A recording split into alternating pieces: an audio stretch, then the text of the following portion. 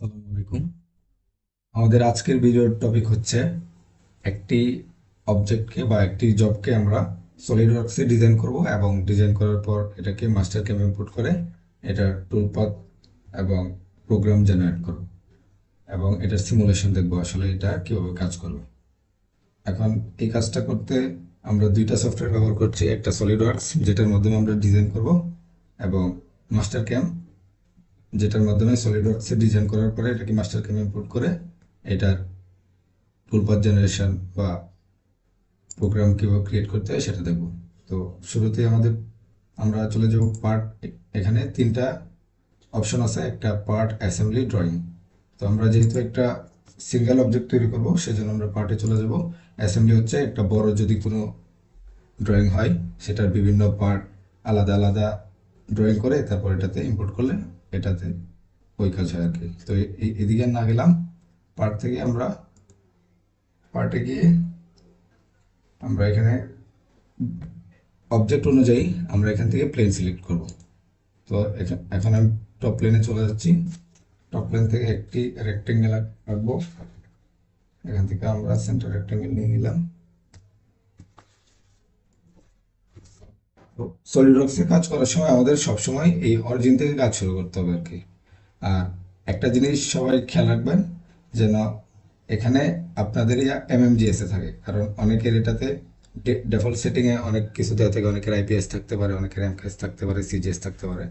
তো আমাদের এমএমজিএস এ থাকলে আমাদের এর হিসাব করতে সুবিধা হয় আর কি, বিশেষ করে মেকানিক্যাল ইঞ্জিনিয়ারিংয়ে। তো আমরা একটা রেক্টেঙ্গেল নিয়ে নিলাম, এটা চারপাশে 100 লেন্থ হবে, 100 লেন্থ এবং 100 উইডথ। নেওয়ার পরে এটাকে আমরা ফিচার্সে গিয়ে এক্সট্রুড করে দেব। তো আমার জবের এ অনুযায়ী এটা টোটাল হবে 10। উপরে একটা আলাদা পার্ট আছে 1 মিলিমিটারে, তো আমরা এটাকে 9 নিই। আর মাস্টার ক্যামে যেহেতু ইম্পোর্ট করব আমাদের অরিজিনের নিচে থাকার জন্য আমরা এটাকে ডিরেকশন ডাউনলোড করে দিতে পারি, মানে নিচের দিকে যাবে, নিচের দিকে থাকবে। ওকে, তারপরে এখানে আবার রাইট ক্লিক বা লেফট ক্লিক একটা করলে হবে। এখান থেকে আবার স্কেচে যাওয়ার পরে আমরা এখানে আরেকটা রেক্টেঙ্গেল নেই। এটা থিকনেস অনুযায়ী, সরি, এটার ডাইমেনশন অনুযায়ী এটা হচ্ছে 95, এদিকে 95, এদিকে 95। তারপরে এটার চেম্ফার আছে চারটা, চার কর্নারে 10 করে। তো এখানে ফিলেটের এই অ্যারো বাটনে ক্লিক করলে এদিকে স্কেচ চেম্ফার নামে একটা অপশন আছে, এটাতে ক্লিক করব। আমরা চারটা কর্নার সিলেক্ট করে দিলে চেম্ফার হয়ে যাবে। এখানে চেম্ফারের মান দেওয়া আছে 10, তো এখানে 10 আছে। ওকে, এটাকে ওকে করে দিয়ে ফিচার্স থেকে আবার এখানে 1 মিলিমিটার এক্সট্রুড করে দেব।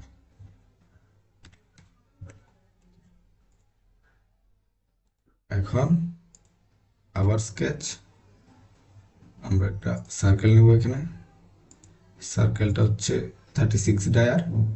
আবার এখানে একটা উপরে একটা সার্কেল আছে 25 দূরত্বে, তো আমরা অরিজিন থেকে উপরে 25 নিয়ে নিলাম, একটা লাইন নিলাম। তো আমরা এটার ডাইমেনশন দিই, এটা হচ্ছে 36, এটা 25। এখন এখানে একটা সার্কেল হবে আমাদের 20 ডায়ামিটার, এটা ডায়ামিটার হচ্ছে 20। এটা আমাদের ড্রয়িং অনুযায়ী এটা সার্কেলটা আছে চারটা টোটাল। তো আমরা এটাকে চারটা আলাদা আলাদা না করে এখান থেকে আমরা সার্কুলার স্কেচ, যেটা আছে সার্কুলার স্কেচ প্যাটার্ন, এটাতে ক্লিক করে যে অবজেক্টটা আমরা মানে প্যাটার্নে ঘোরাতে চাই সেটাতে ক্লিক করলে আমাদের এটা করে যাবে। আমরা এখান থেকে এটার পরিমাণ চেঞ্জ করতে পারি, 5টা দিতে পারি, 7টা দিতে পারি, আমাদের প্রয়োজন অনুযায়ী। যেহেতু আমার এখানে 4টা লাগবে, আমি 4টা দিলাম, ইকুয়াল স্পেসিং। আর আমাদের এটাকে ফুললি ডিফাইন করার জন্য আমরা যদি এটাতেও ক্লিক করে দিই, 25-এর যে মানটা নিলাম, তাহলে এটা আমাদের ফুললি ডিফাইন হবে আর কি। ওকে, ফুললি ডিফাইন। সবসময় একটা জিনিস খেয়াল রাখবেন যেন স্কেচ সবসময় ফুললি ডিফাইন হয়, তাহলে কাজ করতে সুবিধা হবে। তারপর এখন আমাদের ভিতরের এই এজগুলো আমাদের ট্রিম করতে হবে। ট্রিম করার জন্য আমি এখানে ট্রিম এন্টিটিসে গেলাম, পাওয়ার ট্রিম, তারপরে ক্লিক করে ধরে রেখে এটা আমি রিমুভ করে দেবো।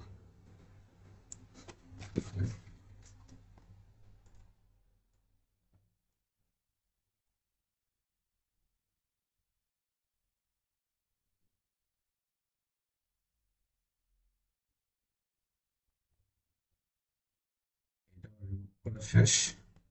এখন এটাকে 1 মিলিমিটার এক্সট্রুড কাট দেব। ওকে, এই যে এখানে আমার 1 মিলিমিটার কেটে গেছে। এখন এখানে আবার 4টা হোল আছে, কত,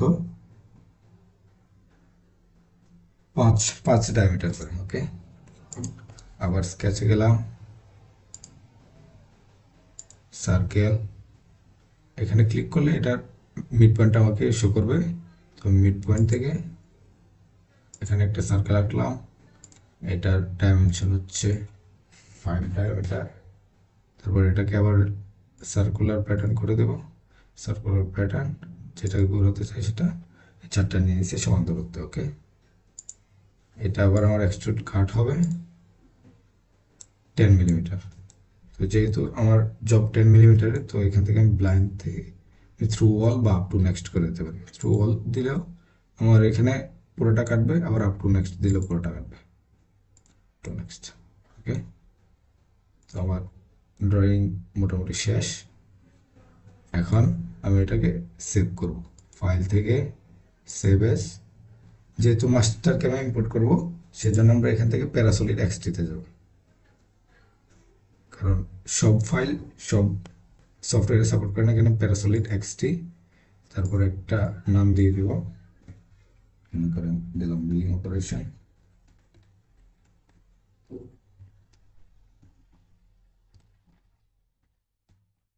অপারেশন, ওকে, অল বডিজ। ওকে, এখন আমাদের সলিডওয়ার্কসের কাজ শেষ।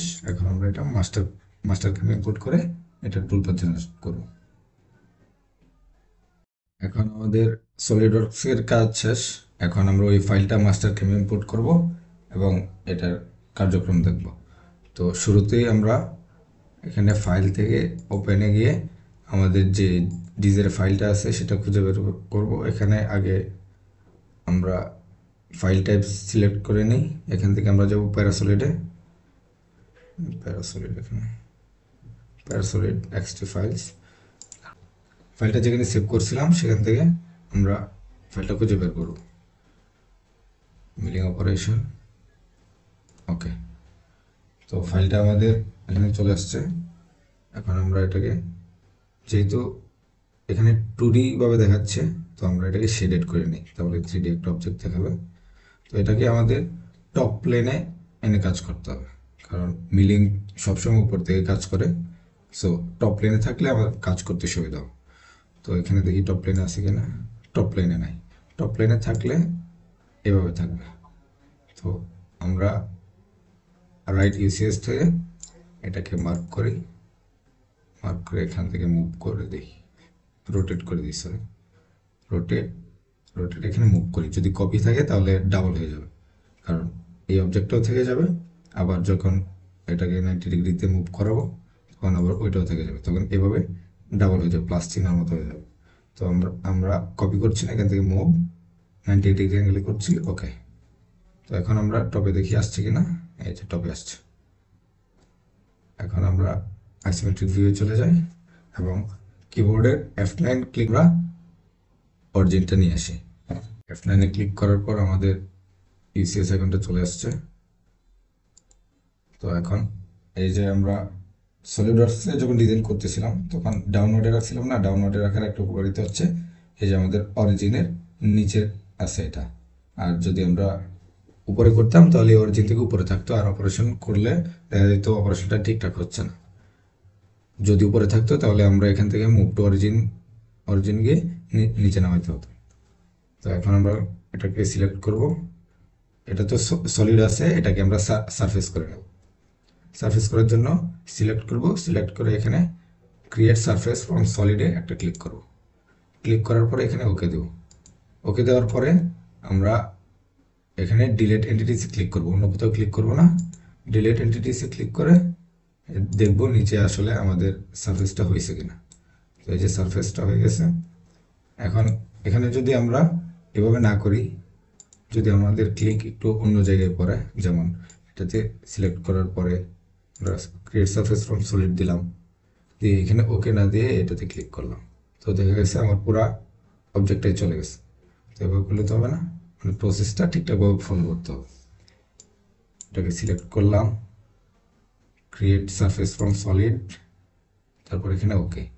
ওকে দেওয়ার সাথে সাথে এখানে আমরা ডিলিট এন্টিটিসে দিলাম, তারপরে মাউস দিয়ে ড্র্যাগ করে নিচের অংশে ক্লিক করে আবার ডিলিট এন্টিটিসে দিলাম, দেখলাম আসলে আমাদের এটা সলিড হয়ে গেছে। তার পরবর্তী আমাদের কাজ হচ্ছে এখানে ক্রিয়েট থেকে বাউন্ডারি বক্স করব। বাউন্ডারি বক্স করার কারণ হচ্ছে আমার যেই অবজেক্টটা আছে অবজেক্টের যে এজগুলা, এই এজগুলা সিলেক্ট হবে, চারপাশের এজগুলা। এখান থেকে আমরা চারপাশের এজগুলো পাইলাম, এই যে এখানে দেখা যাচ্ছে। তো এই যে এখানে গ্যাপ দেখা যাচ্ছে না, এটা হচ্ছে আমার এখানে 1 মিলিমিটারের একটা অংশ আছে, এই অংশ সহ, শুধু বাইরের অংশ না, বাইরের অংশ থেকে 1 মিলিমিটার এখানে বেশি আছে, কারণ এখানে আমার 1 মিলিমিটার উপরের একটা অংশ আছে। তো আমরা এটা চাইলে মিড পয়েন্ট থেকে কর্নারে নিয়ে আসতে পারি। তো এটা মুভ করার জন্য আমরা এই লাইন থেকে ব্যবহার করতে পারি, এই লাইন ইউজ করতে পারি। এই লাইন থেকে আমরা লাইনটা নিলাম, নেওয়ার পর এখানে মুভ টু অরিজিন, এখান থেকে আমরা এন্ড পয়েন্ট দিলাম, লাইনটা সিলেক্ট করলাম, লাইনটা সিলেক্ট, ওকে। তো কি করলো, আমার এন্ড পয়েন্টে চলে গেল, এই যে একদম এন্ড পয়েন্টে। তো এটা ছাড়াও, এই লাইন ছাড়াও করা যায়, আপনি চাইলে লাইন ছাড়াও করতে পারেন, সমস্যা নেই। তো আমরা যেহেতু এখানে একটা লাইন ইউজ করছি, এই লাইনটা আমাদের আর দরকার নাই, এই জন্য আমরা এটাকে ট্রিম করে দেব। ট্রিম করার জন্য ট্রিমে যাব, এখানে দেখবেন ডিভাইড আর ডিলিট নামে একটা অপশন আছে, এটাতে ক্লিক করবেন, নয়তো এটা আসলে ট্রিম হবে না। সেটার জন্য এটাতে ক্লিক করে লাইনটাকে সিলেক্ট করে দিলাম, ওকে, এখান থেকে ওকে করে দিলাম, শেষ। তার পরবর্তী আমরা যেহেতু ভিতরে কাটবো, টুল পার্টটা আসলে কোন দিক দিয়ে যাবে, সেজন্য আসলে আমরা এখান থেকে ক্রিয়েট থেকে কার্ভ, যে এজগুলো আছে, যে এজগুলোর উপর ভিত্তি করে কাটবে, সেই এজগুলো আমরা সিলেক্ট করে দেব। এখানে অল সিঙ্গেল সিঙ্গেল কার্ভ না দিয়ে একদম অল কার্ভ দিয়ে দিই, কার্ভ অন অল এজেস, ওকে। তারপরে এটাকে ফুল সিলেক্ট করতে হবে। ফুল সিলেক্ট করার জন্য এখান থেকে আমরা ইনভার্ট সিলেকশনে ক্লিক করতে পারি, ইনভার্ট সিলেকশন, আবার এখানে আছে এন্ড সিলেকশন, এটা ওকে হিসাবে কাজ করে, ওকে। এই যে দেখেন এখানে আমাদের টুলপাতের জন্য যে অংশগুলো প্রয়োজন, এজগুলো প্রয়োজন, সেগুলো মার্ক হয়ে গেছে, ওকে। এখন আমরা ওকে করে দেব।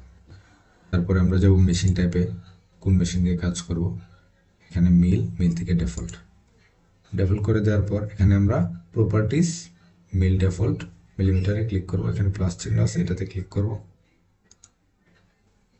প্লাস চিহ্নতে ক্লিক করার পর আমরা স্টক সেট আপ করব। স্টক সেট আপটা হচ্ছে আমার আমার যে জবটা, সেই জবটার আসলে হাইট, ওয়েট এগুলা নির্ণয় করে। তো অল এন্টিটিসে ক্লিক করার পরে এখানে দেখেন এক্স এর মান 0, ওয়াই এর মান 0 এবং জেড এর মান 0। অল এন্টিটিসে ক্লিক করার পরে আমার এক্স, ওয়াই আর জেড এই তিনটা অরিজিনাল ছিল, এই তিন অরিজিনের আমার চলে এসছে, মান চলে এসছে। এখানে জেড এক্সিসে মান আছে 10, এক্সে 100, ওয়াই 100। তারপর এখানে ডিসপ্লে অফ করে দিয়ে, ডিসপ্লে থাকলে অনেক সময় গ্রাফিক্সের সমস্যা করে, আবার এই যে লাল একটা বর্ডার রয়েছে না, এটা শো করতে পারে আর কি, ওকে। আমার স্টক সেট আপ শেষ। এখন আমার কাজ হচ্ছে যেই অপারেশন আমি চালাবো এটার উপর, সেটা সিলেক্ট করা। তো সেটার জন্য আমরা কি করব, এটার নিচে রেখে রাইট ক্লিক মাউস বাটনের, তারপরে মিল টুল পাথস থেকে যাব সারফেস রাফ থেকে পকেট। আমরা এখানে একটা পকেট অপারেশন করবো, সেজন্য পকেটে গেলাম, এখানে ওকে দিলাম, ওকে। তারপরে আমার পুরা অবজেক্টটা সিলেক্ট করতে হবে, এখানে লিখে দিয়েছি সিলেক্ট ড্রাইভ সারফেস। তো আমরা এখানে দিলাম এনভার্ট সিলেকশন অ্যান্ড সিলেকশন, হয়ে গেছে। তো এখানে আমরা ড্রাইভ কয়টা পাইছি, টোটাল 27টা। এখন আমরা কন্টেনমেন্ট দিয়ে টুলপারটা ইয়া করে চেইন সিলেকশন করে দেবো, সেভ করে দেবো, চেইন সিলেকশন, এই লাইনটা ক্লিক করলাম, ওকে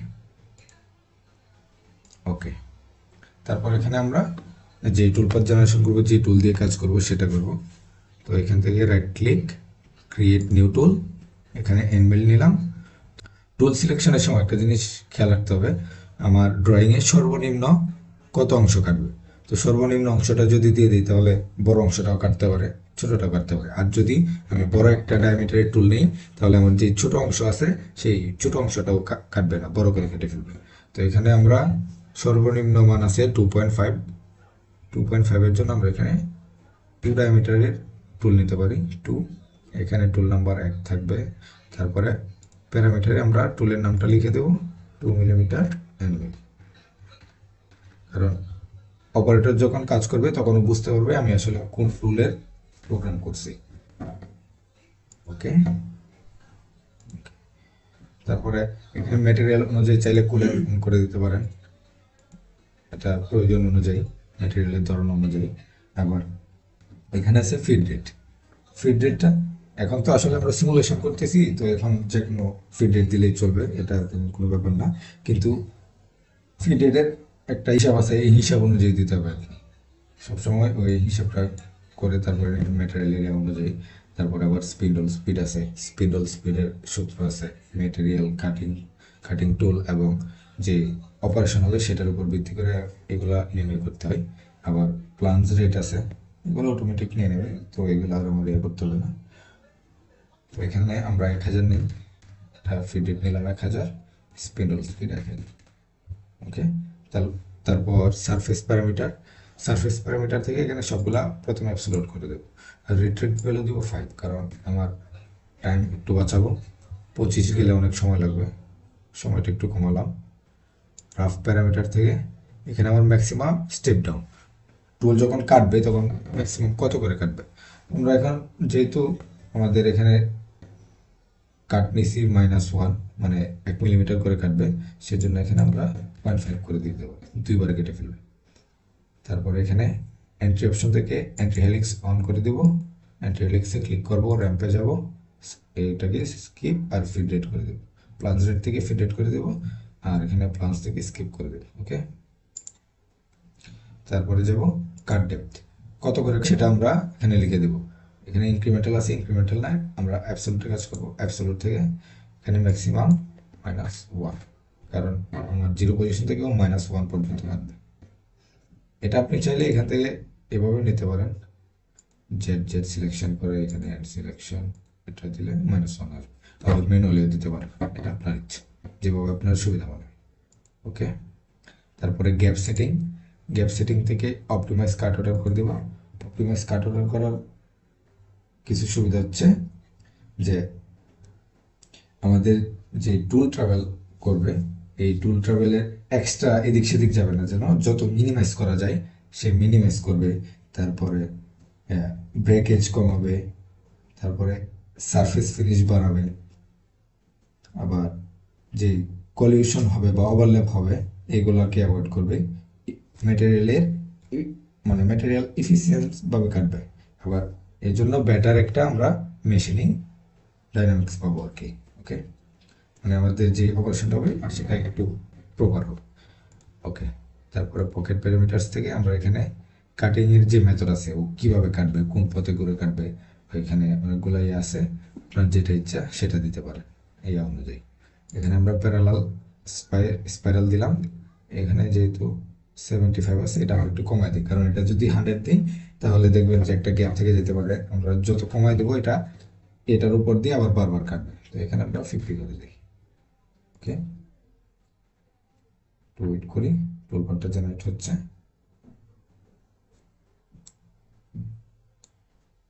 আমরা এটা দেখি কাজটা হয় কিনা।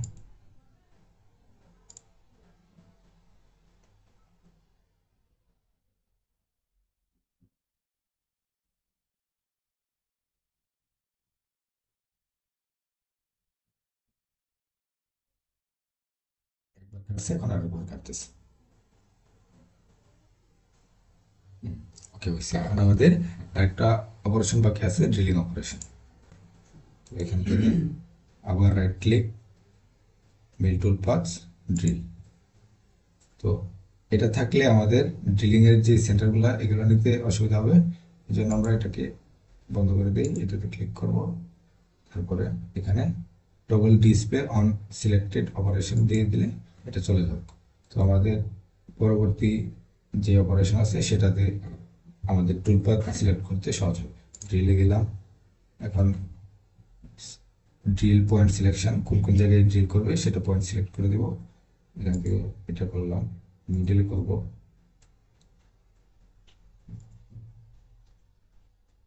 ওকে 4টা ড্রিল। তারপরে এখান থেকে ড্রিল আছে, টুল, এখানে একটা টুল ক্রিয়েট করব, ড্রিল। আমার ড্রিলের হোলের থিকনেস হচ্ছে 5 ডায়ামিটার, তো এখানে 10 আছে, এটাকে 5 করে দিব। আর যেহেতু আমার 10 কাটবে, তো এখানে আমার ফ্লোর 10 থাকলে হবে না, কারণ ও পুরোপুরি কাটতে পারে না। এই জন্য আমরা একটু বাড়াই দিই, এটাকে 20 করে দিই। আর এখানে টুল নাম্বার 1 রাখি, কারণ এটা সিলেক্ট না থাকলে সব অনেক মেশিনের সমস্যা করা হবে। এখানে আমরা টুল নাম্বার মধ্যে লিখে দিই 5 ড্রিল, যেন অপারেটর বুঝতে সুবিধা হয় কত মিলিমিটার টুল আমি ইউজ করছি। তারপর এখান থেকে ফিড রেট, ড্রিলিং এর ক্ষেত্রে একটু কম দিলেও চলে, সমস্যা নেই। আর স্পিড দিয়ে দিই এখান থেকে। তারপরে এখানে হোল্ডারে কিছু নাই। আর প্যারামিটার এখানে এখানে প্যাকড্রিল দিয়ে দিই। প্যাকড্রিলের সুবিধা হচ্ছে এটা বারবার আপ অ্যান্ড ডাউন এভাবে কাটবে। তো কত করে কাটবে এটা আমরা দিয়ে দিই। থিঙ্কিং প্যারামিটার এগুলো সবার সিলেক্ট করে দিব। আর ডেপথ কত হবে এটা আমরা চাইলে এখানে ডেপথে ক্লিক করে আমরা যেই সর্বনিম্ন পয়েন্ট আছে নিচের অংশ এটা সিলেক্ট করে দিলে এখানে আমার চলে আসবে কত। আবার এখান থেকে গিয়ে জেড জেড দিয়ে এখানে সিলেকশন দিয়ে এখানে সিলেক্ট করলে চলে যাবে, সিলেক্ট হয় না আসলে দেখে। আবার জেড জেড সিলেকশন, যেমন চলে আসছে। তো আমাদের ড্রিল বিটের যে ফেজ সেটা সবসময় সমান হয় না, একটু বাঁকা হয়, সেজন্য আমরা টেনে টেন দিলে ও একদম প্রপারলি কাটবে না, সেজন্য আমরা এখানে একটু বাড়াই দিই, এখানে -12। তারপরে এখানে আমরা চাইলে কুলেন্ট অন করে দিতে পারি। আমরা যেহেতু সিমুলেশন করবো সমস্যা না, এটা অপারেশন এবং টুলের সরি ওয়ার্ক পিসের ম্যাটেরিয়ালের উপর ডিপেন্ড করবে। ওকে, তো আমরা এটা অল অপারেশন সিলেক্ট। এখন আমরা এটা ভিডিও দেখি, সিমুলেশন দেখি ঠিকঠাক হয় কিনা। ওকে,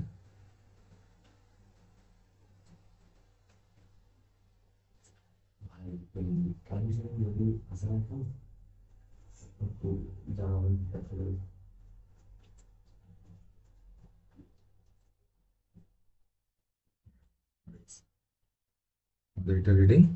তো এখান থেকে আবার এই জি কোড কিভাবে জেনারেট করতে হয়, post selected operation, okay yes.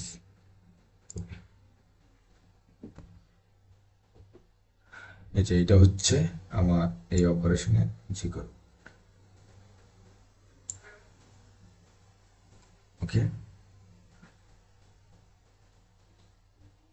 আচ্ছা এখানে শেষ করছি। আসসালামু আলাইকুম।